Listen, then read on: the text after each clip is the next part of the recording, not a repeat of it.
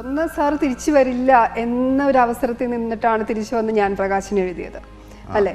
അതിനുശേഷം വീണ്ടും എല്ലാരെയും പേടിപ്പിച്ച് കുറച്ച് ദിവസം ആശുപത്രിയിലൊക്കെ ആയിരുന്നു. അപ്പൊ ഇനി മരണത്തെ പേടിയില്ല എന്നാണ് ഈ രോഗാവസ്ഥ കഴിഞ്ഞിട്ട് സാറ് പറഞ്ഞത്. മരണം അത്ര പേടിക്കേണ്ട കാര്യമല്ല എന്നാണോ? ജീവിക്കാനാണോ പേടി വേണ്ടത്? ജീവിക്കാനും പേടിക്കാതിരിക്കുന്ന നല്ലത്.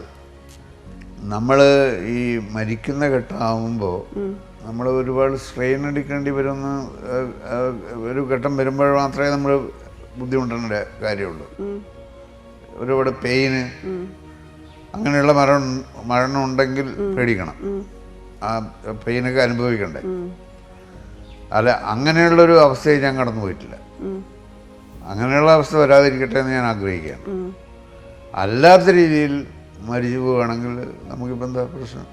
ഞാൻ പലപ്പോഴും പറയാറുണ്ട്, അതായത് ഇപ്പോൾ 500 കോടി ബാങ്ക് ഡെപ്പോസിറ്റുള്ള ഒരാളും ഒരു പൈസ ഇല്ലാത്ത ഞാനും ഒരുമിച്ചൊരു ആക്സിഡൻറ്റിൽ മരിച്ചു പോയാൽ അയാൾ ഞാനും ഒരുപോലെ തന്നെ.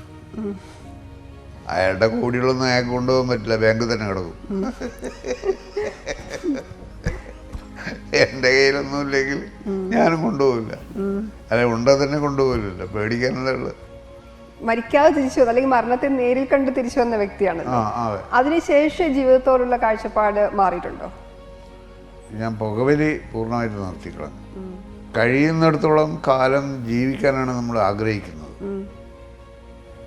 ജീവിതത്തിൽ ഒരുപാട് കാര്യങ്ങളുണ്ടല്ലോ ചെയ്യാൻ. നമ്മുടെ സിനിമ സ്വപ്നങ്ങൾ അവസാനിക്കുന്നേ ഇല്ല.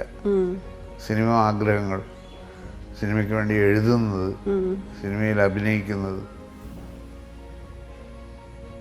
ആ ആഗ്രഹങ്ങൾ ഒക്കെയാണ് നമ്മളെങ്ങനെ ജീവിക്കാൻ പ്രേരിപ്പിക്കുന്ന ഘടകങ്ങൾ എന്ന് പറയുന്നത്. അപ്പോൾ സിനിമ കാണുന്നതും സിനിമയ്ക്ക് വേണ്ടി പ്രവർത്തിക്കുന്നതും തന്നെയാണ് ഏറ്റവും ഇഷ്ടമുള്ള കാര്യം. അത് തന്നെയാണ് സിനിമ കാണലും, സിനിമയ്ക്ക് വേണ്ടി കഥകൾ ആലോചിക്കലും, കഥകൾ വേണ്ടെന്ന് വെക്കലും.